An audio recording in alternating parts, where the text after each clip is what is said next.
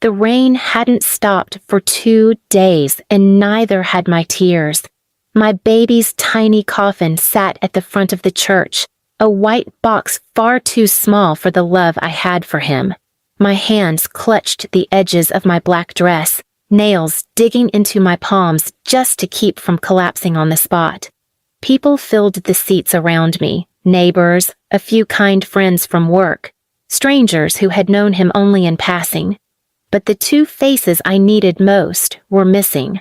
My mother and my sister Claire sat in the front row, yes, but not as mourners, not as family.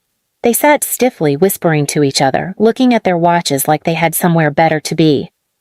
I stood to speak, my voice trembling as I tried to talk about his laugh, his smell, how his little hands used to grip my finger so tightly it felt like we were the only two people in the world. My words broke apart, my heart tearing with them, and still, when I sat down shaking, my mother leaned close enough for me to hear her say, "At least you have one less burden now." Please subscribe to our channel and tell us in comments from where are you watching this video. For a moment, I thought I had imagined it.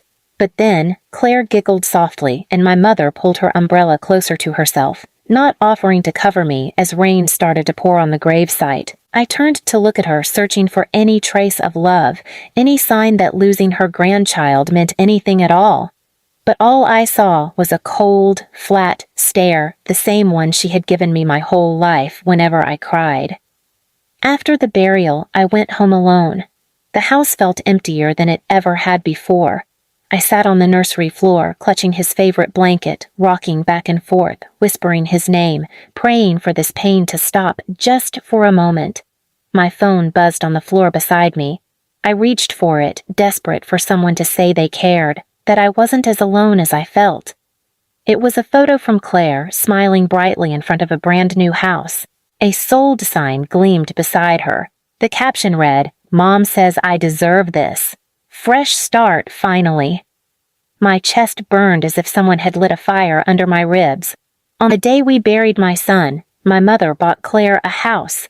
A house. Something I had begged for years ago when I was struggling, when I was raising my child alone and barely keeping the lights on. My mother's words rang in my ears. One less burden. That's what she thought of my baby's life. That's what she thought of me. Just weight she didn't want to carry, a mistake she wished she could erase.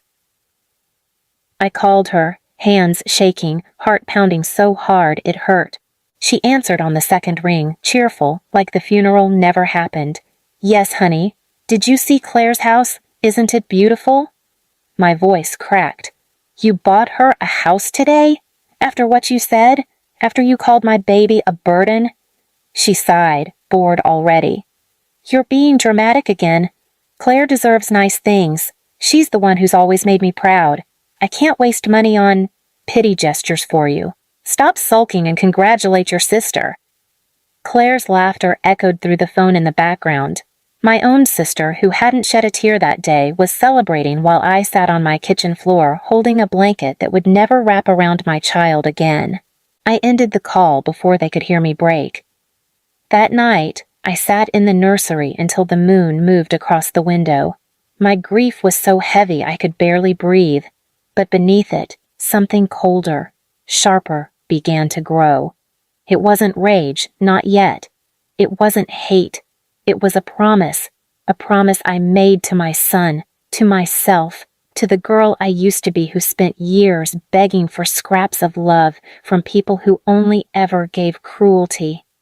They had stripped me of my child, stripped me of dignity, stripped me of comfort, of family, of hope, but they hadn't stripped me of my resolve.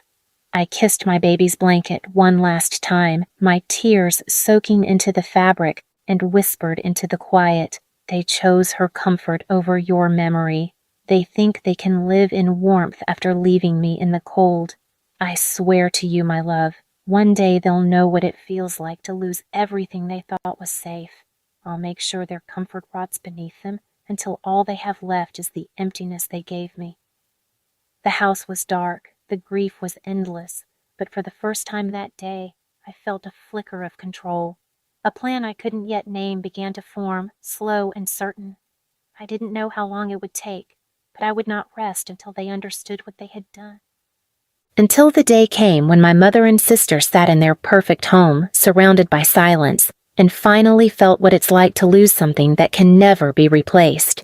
The days blurred together after the funeral, each one heavy and suffocating. My grief clung to me like a second skin, but beneath it, the betrayal dug deeper. Losing my baby was unbearable enough, but watching my own mother and sister dismiss his life, mock my pain, and celebrate a house while I buried my son, that betrayal hollowed me out until there was nothing left but a cold promise. They would never again sleep soundly in a home bought from my suffering. At first, I went silent. I ignored their calls, their fake apologies, their attempts to act like nothing had happened. Every time my phone lit up with Mom or Claire, I remembered the graveside rain, my mother's voice saying one less burden, and the message of Claire grinning in front of her new house. I couldn't bring myself to respond. They didn't deserve my words. They didn't deserve any piece of me. But silence wasn't enough. They'd walked away from my pain like it was nothing. I wanted them to understand what it felt like when the ground you stood on gave way, when everything you thought was yours, your comfort, your home, your safety, vanished, leaving you with nothing but the weight of your own choices. I drove past their new house one evening. It was everything they wanted and everything I had begged for years ago when I was struggling to raise my child. Warm light glowed in every window. Laughter drifted out from inside, their perfect little life shining like a prize they hadn't earned. I sat in my car across the street, staring at it, my hands gripping the steering wheel, a single thought pounding in my head. This house was bought with my heartbreak. It shouldn't be a home. It should feel like the graveyard they left me in. I began leaving reminders. Small things, subtle but undeniable. A single white rose on the porch every week, the same flowers from my baby's funeral, a wind-up music box on their front step one morning that played a faint lullaby when opened, a blank envelope containing only a folded piece of fabric, a piece of a baby blanket identical to the one I held in the nursery every night. At first, they probably thought it was coincidence, but as weeks passed, my gifts came more frequently, each one harder to ignore. Notes appeared on their doorstep, handwritten in black ink, never signed. One less burden, isn't that what you said? Do you still think she deserved the house? Does comfort feel the same when it's built on a grave? I imagined Claire's hands shaking as she read them, my mother's forced bravado cracking just a little more each time. They were living in their prize home, but I was turning it into something else, a mirror of what they had done to me, a place where the air tasted of guilt and every corner whispered loss. Soon, I noticed changes. Curtains that once stayed open were always drawn. Lights stayed on late into the night. I saw my mother outside once, pacing the porch, glancing over her shoulder as if the weight of her own words were following her. The neighbors started to notice too. Whispers spread about strange happenings around the house, about the way my mother and sister flinched every time a car slowed down outside. The beautiful new home became a source of unease.